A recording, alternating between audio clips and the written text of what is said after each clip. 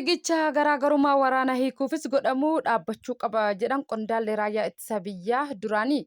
Zoohaariin Maandaaniin kantiibaa magaalaa Niiwuorkii 111ffaa ta'uun filatamuun himameera.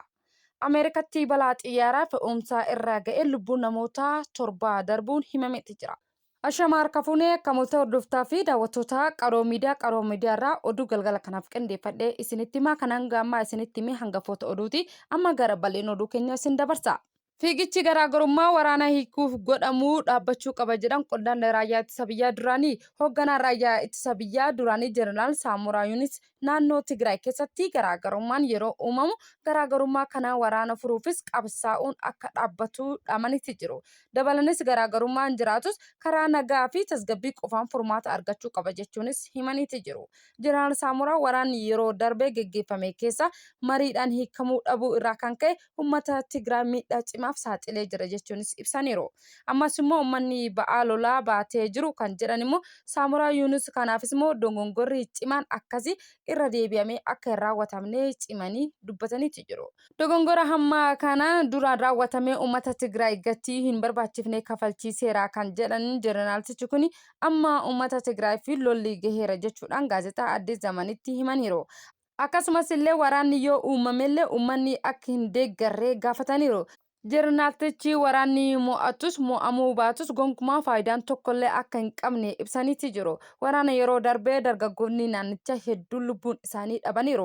Haadholiin miidhamaniiru, dhiphataniiru. Kanaaf immoo uummanni lolarraa hatti hirmaachuu akka hin qabnes dhaamaniiti jiru. Naannichatti waraanni dhuunfaa jiraatus jeneraaltonni waraana irraa oduu bu'uura hin qabne naan dhagaa kan jedhan immoo jeneraaltichi kun yaada dhuunfaa isaanii ta'uudhaa danda'a. Garuu wanti ani jedhu yoo jiraate dhuguma uummataaf yoo kan hojjetan ta'e rakkoo nageenya naannoo Tigraay furuufis dursaa akka kennamus ibsaniiti jiru. Maddi isaa Addis Standard. Shakkamtoonni dhukkubsataa fakkeessanii nama fayyaa qabuudhaan hawaasarraa mallaqa kadhachaa turan to'atamuun himame. Magaalaa Finfinnee keessatti shakkamtoonni dhukkubsataa fakkeessanii nama fayyaa qabuun konkolaataa keessa cibsuudhaan itti kadhachaa turan to'annoo jala ooluu qorannoon irratti gaggeeffamaa jiraachuu poolisiin magaalaa Finfinnee beekseera. Akka poolisiin beeksetti shakkamtoonni kunneen magaalattii keessatti bakka garaagaraa keessa imalanii ragaa sobaa fayyadamuudhaan dhukkubsataa fakkeessanii nama fayyaa qabuun konkolaataa keessa akka cisu gochuudhaan hawaasa irraa mallaqa funaanaa jiraachuun himameera. Shakkamtoonni kunneen konkolaataa minibaasii kireeffachuun dargaggeessa tokko dhukkubsataa fakkeessanii hawaasa irraa mallaqa walitti qabaa kan turan yoo ta'u naannoo Addabaabaayii Ayaat jedhamutti to'annoo jala ooluunis ifomameera. Sakatta'insa konkolaataa kanarratti taasifame birrii 23,325 maqaa gargaarsaatiin argameera. Akkasumas immoo sanada yaalaa sobaa fi xalayaa deeggarsaa argamuu fi sanadni kunneen immoo erga poolisiin sakatta'ee booda soba ta'uu isaa mirkanaa'uun ifoomeeti jira. Naannoo Oromiyaa godina Salaalee aanaa warra Jaarsotti manneen barnootaa jiganii barattoonni dasee keessatti barataa jiraachuun himame. Mana barnootaa jiran garagaraa keessaa immoo raayyaa ittisa biyyaa buufatee akka jiru jiraattonni himaniiti jiru. Jiraattonni yaada isaanii OMN'tti himan yaadni isaanii kanneen aanichaa bakka hedduutti manneen barnootaa jijjigaa jiraachuus himaniiti jiru. Kanaanis immoo barattoonni dasee keessatti barachuufis dirqamaa akka jiran dubbatan. Manni barnootaa hedduu keessatti teessoo barattoota dhabame barattoonni lafa taa'anii barataa akka jiran ibsaniiru. Uummanni mallaqa walitti buusee hanga danda'een manneen barnootaa isaa baraaruufis yaalii taasisus humnaa ol akka ta'es dubbataniiru. Kana malees manneen barnootaa garagaraa keessatti raayyaan ittisa biyyaa qubatee akka jiru kan dubbatan jiraattonni tarii naannawa mana barumsaatti wal waraansi ka'aa jennee yaaddoo hamaa keessa jiraachuus ibsaniiru. Sababa kanaan immoo ijoollee keenya mana barnootaatti erguufis sodaannee jirra jechuun ibsaniiru.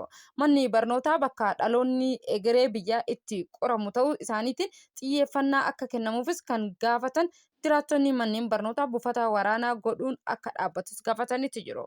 Qaamni wal waraanu kamuu naannawa manneen barnootaa irraa akka nuuf siquu feena jechuun dubbataniiru.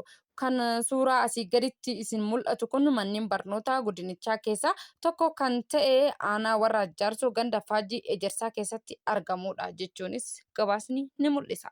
Egaa hordoftoota fi daawwattoota keenya oduun biyya keessaa kana fakkaata oduu bargama isinitti hima. Zohiraan Maamadaaniin kantiibaa magaalaa Niiwuorkii 111ffaan filatamuun himame. Hundeen Afrikaa biyyi dhaloota Ugaandaa sanyii Hindiyaa amantiin Islaamaa kan ta'e ganna 34 kan ta'e Zohariin Maamadaaniin kantiibaa magaalaa Niiwuorkii 111ffaa ta'uun filatamu magaalichatti bulchaa musliimaa jalqabaa waggaa 100 keessa nama umrii xiqqoo jalqabaa akkasumas immoo nama Afrikaatti dhalate kantiibaa magaalichaa ta'e isa jalqabaa ta'uunis himameera. Dimokiraatii kan ta'e Maandaamiin filannoo kibxataa sadaasaa 4 bara 2025 geggeeffame irratti sagalee 50 ol argachuudhaan bulchaa duraanii Andiroo Komaavoo kaadhimamaa Riippaabilikaa Kaartii Silwii injifachuunis himameera. Doonaald Tiraamp namni kun koomunistiidha yoo filatamellee waan sirrii gochuu baatellee fandii tokkoyyuu narraa hin argatu jechuun ibseera. Injifannoo booda haasaa sa'aatii walakkaa keessatti kanneen Maandaamiin waadaa yeroo duulaa galee fixanii baasuufis akka hojjetu dubbateera. Geejjibni uummataa tola kunis immoo daa'imman tolaa akkasumas immoo gatiin kiraa manneen akka hir'atu akka godhu isaa himeeti jira. Ameerikaatti balaa xiyyaaraa fe'umsaa irraa ga'ee lubbuu namoota 7 darbuun himameera. Ameerikaa bulchiinsa Kantaakiitti xiyyaarri fe'umsaa buufata xiyyaaraa idil addunyaa Liwus Fiiti Muhammad irraa ka'ee taree kufee caccabuun lubbuu namoota 7 darbuun himameera. Bulchiinsi Kantiikaa Andi Bashir akka jedhanitti balichi kibxata galgala kan mudate yoo ta'u xiyyaaricha erga ka'ee booda baay'ee otoo hin turin dho'uu isaa uumameeti jira jechuun ibsaniiru. Balaa kanammoo lubbuun namoota darbanii alatti namoonni 11 irra miidhaan kan qaqqabee fi baay'inni namoota du'anii dabaluu akka danda'us ibsaniiti jiru.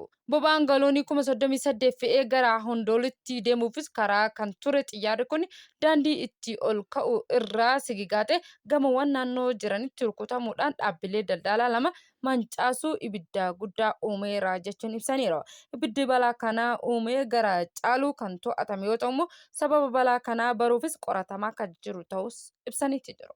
Lammiin Keeniyaa Itoophiyaatti ukkaanfamee butamee birrii miliyoona 3 kaffalee gadhiifamuun himameera. Lammiin Keeniyaa Itoophiyaatti ukkaanfamee butamee ture Saamu'eel Injagaw kaffaltii shilingii miliyoona 3 birrii miliyoona 3 kaffaluudhaan hordofee gadhiifamuun gabaafameeti jira.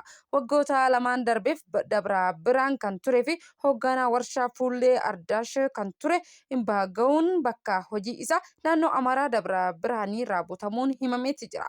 Waggoota lamaan darbeef dabra biraan kan ture fi hoogganaa warshaa fuullee Ardaashaa kan ture Injagawuun bakka hojii isaa naannoo Amaaraa dabra biraan raabutamuun himameera.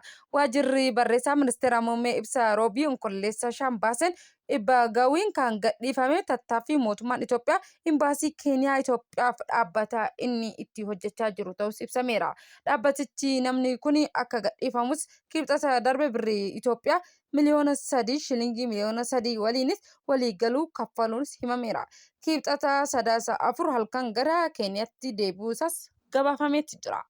Egaa hordoftoota fi daawwattoota Qaroo Miidiyaa irraa oduun galgala kanaaf qindeeffannee kana fakkaataa hanga ammaa waan nu hordoftanii nu daawwattaniif galatoomaa galata guddaa qabdanis ni jecha akkuma beekamu miidiyaa keenya Qaroo Miidiyaa warri maatiin ta'in subscribe like share gochuudhaan yaada qabdan koomantii irra nuuf kaasanii jedha galgala gaarii.